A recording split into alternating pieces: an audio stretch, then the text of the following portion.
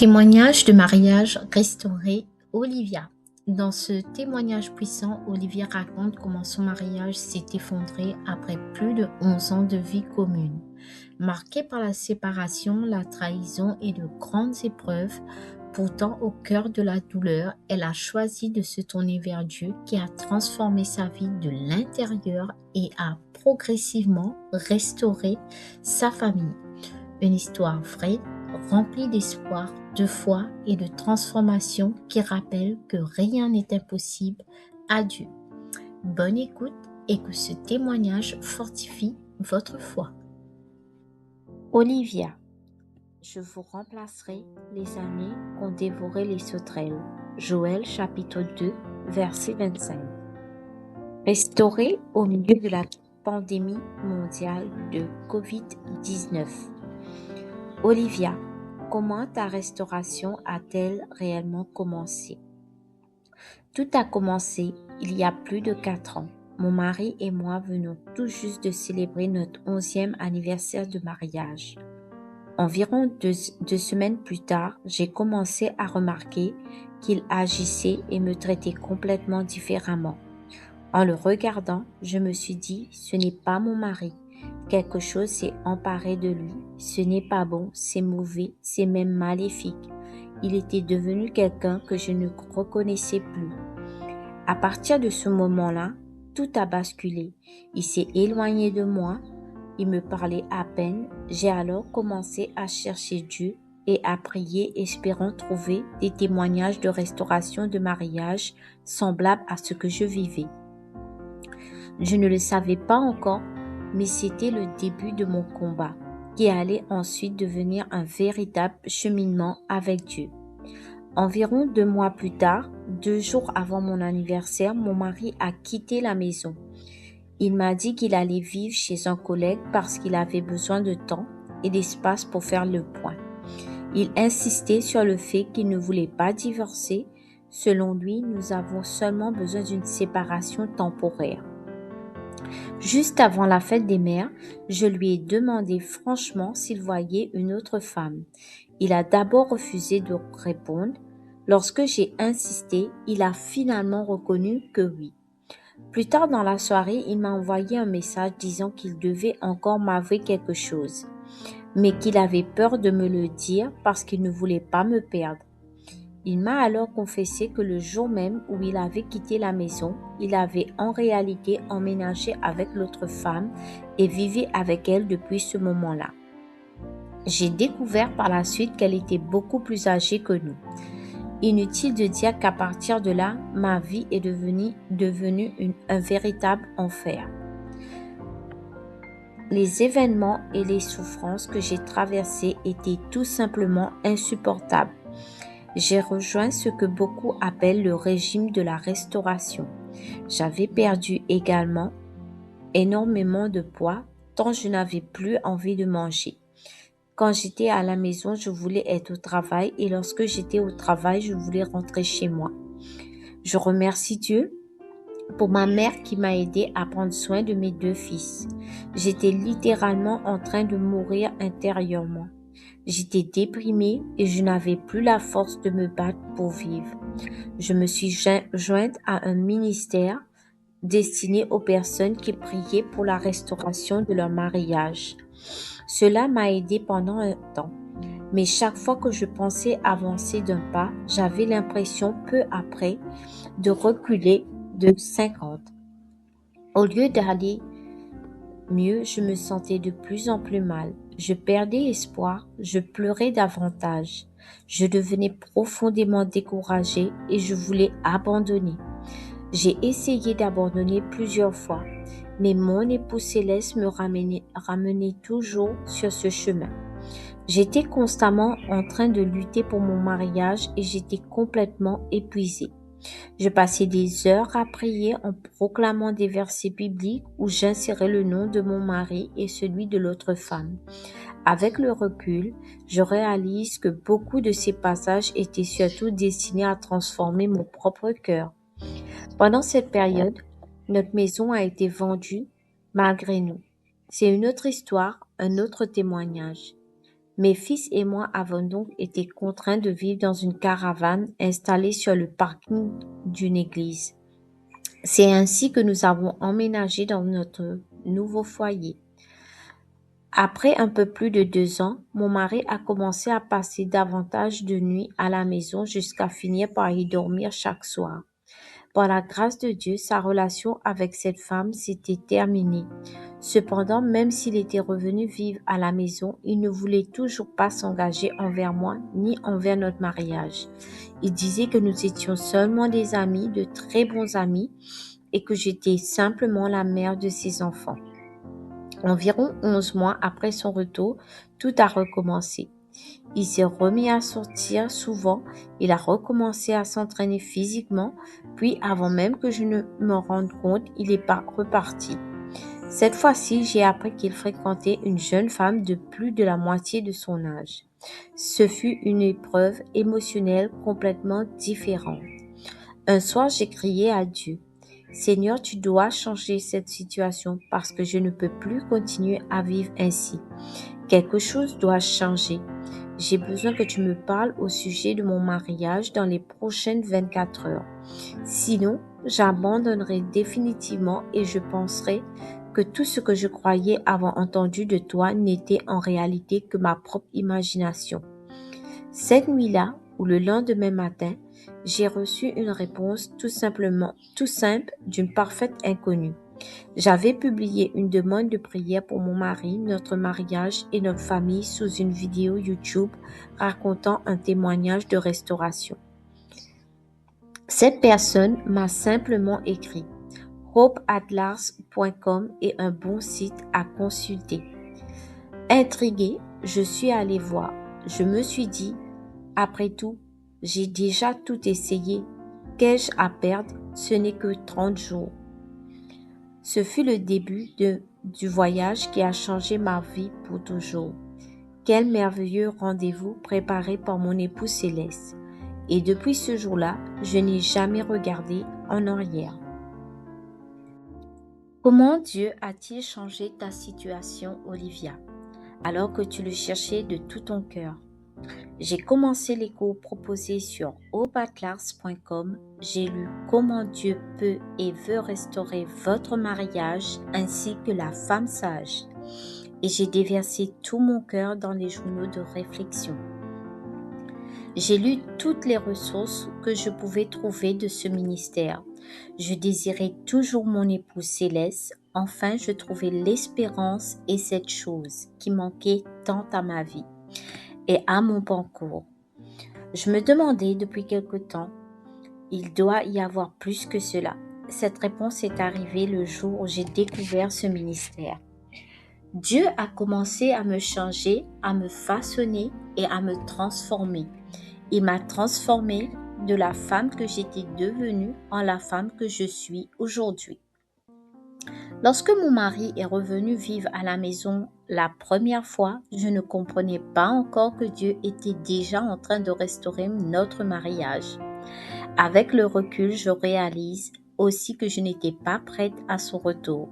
Je n'étais pas encore suffisamment préparée car je n'étais pas solidement enracinée dans mon époux céleste ni dans ses vérités.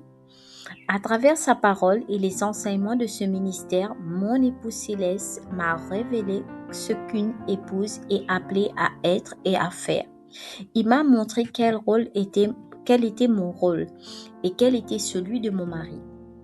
Il m'a appris à encourager mon mari, à prendre soin de mon foyer et à élever 9 fils selon sa volonté. Il m'a enseigné que je devais bâtir ma maison au lieu de la détruire, comme je l'avais fait auparavant. Je reconnais aujourd'hui que j'avais moi aussi une grande part de responsabilité dans l'effondrement de notre mariage. J'irais même jusqu'à dire que la plus grande part, sinon la totalité, venait de moi. J'ai quitté l'église que je fréquentais, ce qui était assez ironique puisque nous vivions alors sur le terrain de cette église. Dieu m'a également appris à pratiquer fidèlement la dîme. Lorsque je suis devenue fidèle dans ce domaine, les miracles qui ont suivi ont profondément transformé les conditions de vie de ma famille. J'ai appris ce que signifie réellement abandonner le contrôle, tout remettre entre les mains du Seigneur et cela a été l'une des leçons les plus difficiles pour moi. J'ai appris à lui faire confiance et à déposer toutes mes inquiétudes à ses pieds. Il est devenu mon tout. Peu à peu, j'ai développé un esprit doux et paisible. Je me suis attachée à cette cette parole gagnée sans un mot, 1 Pierre chapitre 3, le verset 1. Cela aussi fut l'un des plus grands défis de mon cheminement. J'étais devenue une femme différente. Mon bien-aimé céleste est désormais tout ce que je désirais, tout ce dont j'avais besoin et la raison même de ma vie. Quel principe tirer de la parole de Dieu ou des ressources du ministère le Seigneur t'a-t-il enseigné pendant cette épreuve, Olivia? Pendant ce parcours, Dieu a ouvert mes yeux d'une manière extraordinaire. J'ai compris que c'était moi qui avais détruit mon foyer et contribué à la ruine de mon mariage. J'étais remplie d'autosuffisance et d'orgueil. J'étais querelleuse, trop bavarde, portée à la dispute, irrespectueuse, avec une attitude semblable à celle des pharisiens. Et cette liste pourrait encore s'allonger. Je partageais beaucoup trop de choses de notre vie privée avec les autres. Je parlais énormément alors que j'aurais dû prier davantage, chercher la volonté du Seigneur, puis parler seulement après. J'aurais dû soutenir mon mari lorsqu'il disciplinait nos fils ou lorsqu'il exerçait son rôle de chef de notre foyer. Au lieu de le corriger constamment et de lui dire comment il devait faire les choses, au lieu de l'encourager, je le rabaissais sans cesse, je le diminuais petit à petit. Je lui manquais de respect et je ne lui permettais pas d'exercer le rôle que Dieu lui avait confié. Conduire notre famille et diriger notre foyer. En agissant ainsi, j'ai moi-même ouvert la porte de notre maison à l'ennemi. Je l'ai accueilli, je lui ai laissé une place. Il n'a pas eu besoin de frapper à la porte, je lui avais déjà ouvert. Quels ont été les moments les plus difficiles que Dieu t'a aidé à traverser, Olivia? Inutile de dire que puisque ce parcours a duré plus de 4 ans, j'ai traversé d'innombrables épreuves. La liste est très longue et j'ai vu et vécu énormément de choses. Parmi les plus difficiles, il y avait le fait d'assister seule aux activités et aux matchs de nos fils, ou d'y être avec mon mari alors qu'il restait au téléphone sans même regarder ses propres enfants. Les fêtes de fin d'année étaient particulièrement douloureuses.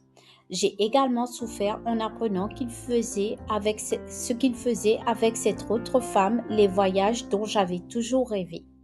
Pire encore, elle les organisait volontairement à des dates importantes pour moi, comme mon anniversaire ou la fête des mères, afin qu'il soit absent ces jours-là.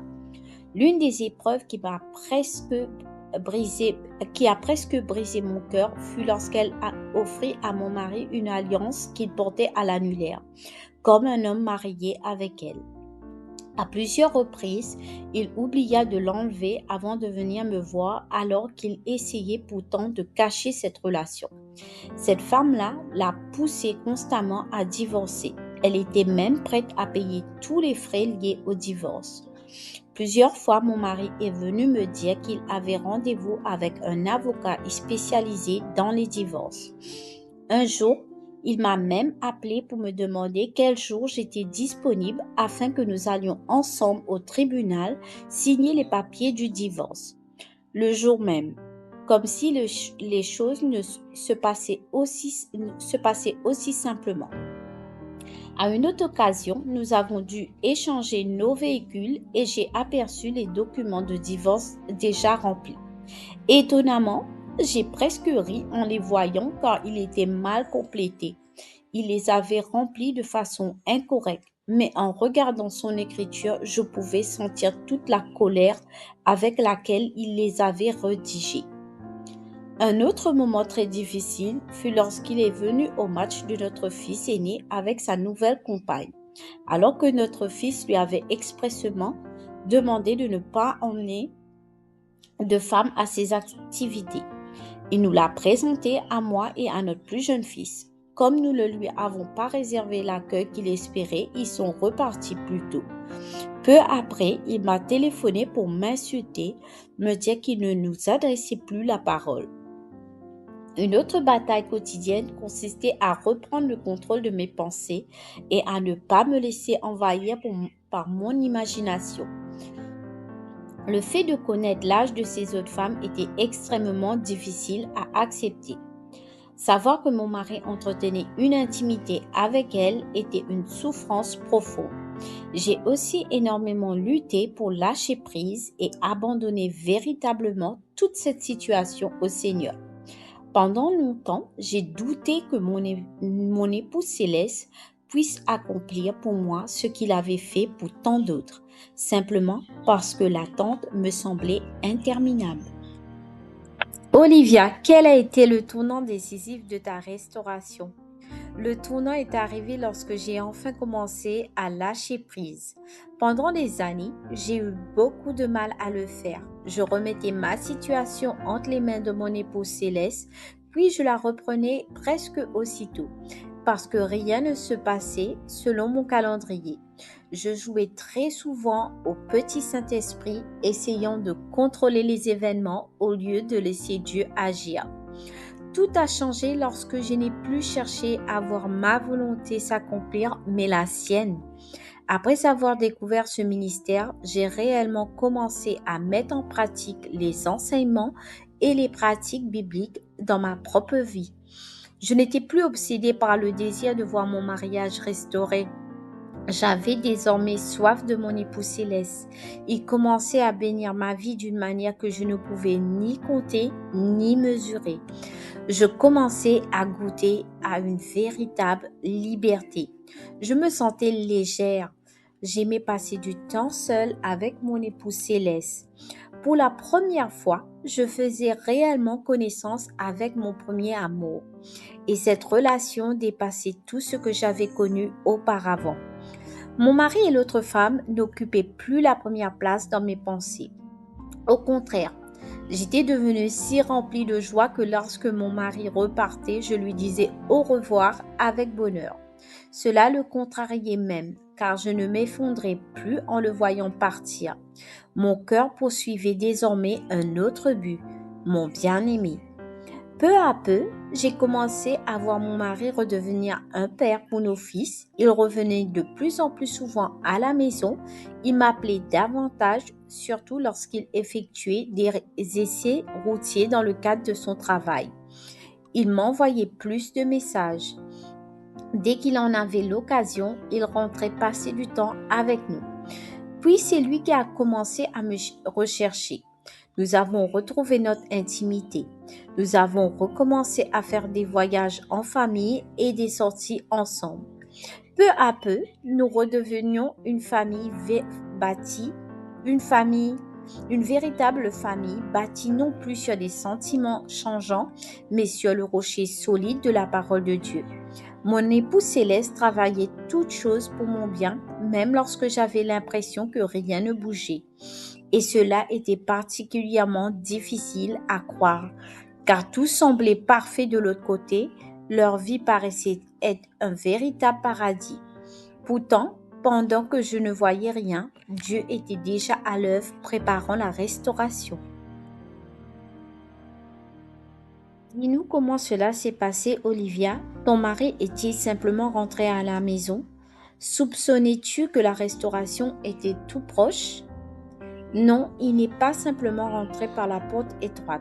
En réalité, la manière dont tout s'est déroulé est assez étonnante. Cette année-là, pendant le week-end de Pâques, mes fils et moi gardions la maison d'un membre de notre famille. Mon mari était venu passer la journée avec nous, mais en fin de soirée, il a dit qu'il devait partir. Il nous a donc dit au revoir et est parti. Cela faisait longtemps que son absence ne me faisait plus souffrir. Pourtant, cette nuit-là, quelque chose était différent. Pour la première fois depuis longtemps, son absence m'a profondément touchée. Il me manquait. J'ai pleuré, je n'ai pas fermé l'œil de la nuit. Je suis restée éveillée à parler avec mon bien-aimé céleste. Le lendemain matin, je me suis rendu compte que j'avais oublié quelque chose à la maison et que je devais aller le récupérer. J'ai longtemps hésité à y aller, mais je ressentais dans mon cœur que je devais le faire. Lorsque je suis arrivée, j'ai remarqué que la voiture de mon mari était garée devant la maison. Mon cœur s'est serré. Je me suis dit, j'espère qu'il n'a pas osé l'emmener ici. J'avais peur. Mon imagination commençait à s'emballer. Je suis rentrée dans la maison. Il était seul. Il dormait dans notre lit. C'était tout. Je ne l'ai pas réveillé, même si je pense qu'il savait que j'étais passée. J'ai simplement pris ce dont j'avais besoin et je suis repartie. Je comprends aujourd'hui que c'était mon bien-aimé céleste qui répondait à ma prière. Il me montrait, il me montrait discrètement que le paradis dans lequel mon mari semblait vivre n'était plus aussi parfait qu'il en avait l'air. Un peu plus tard, ce même jour de Pâques, mon mari est venu nous rejoindre là où nous étions. Après tout, beaucoup de choses peuvent se produire en 3 jours, n'est-ce pas? À partir de ce moment-là, il y a maintenant environ 1 mois, mon mari est revenu à la maison. Mon Dieu, tu mérites toute la gloire et toute la louange. Tu as été fidèle.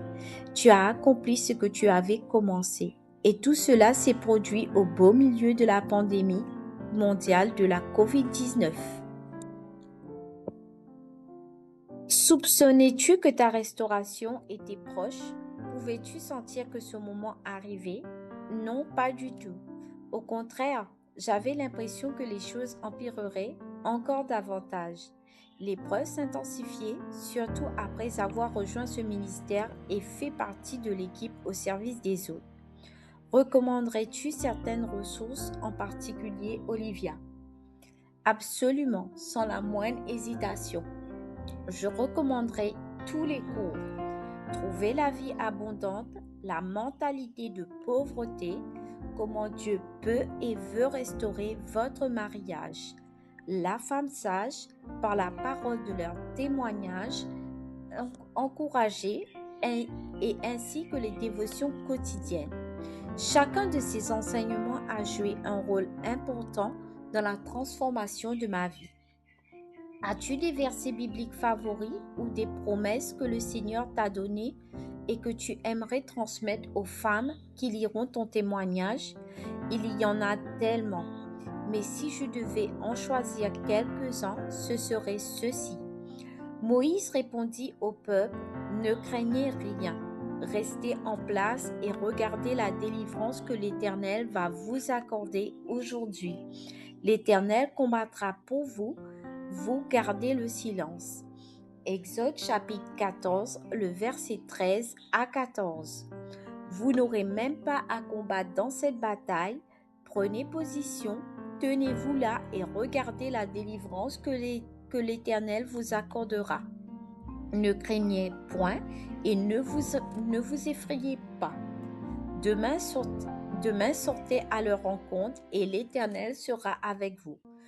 2 Chroniques chapitre 20, le verset 17. C'est pourquoi je vais lui barrer le chemin avec des épines.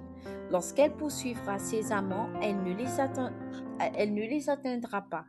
Alors elle dira, je veux retourner vers mon premier mari, car j'étais plus heureuse alors que maintenant. Osée chapitre 2, le verset 6 à 7. Souhaiterais-tu encourager d'autres femmes, Olivia?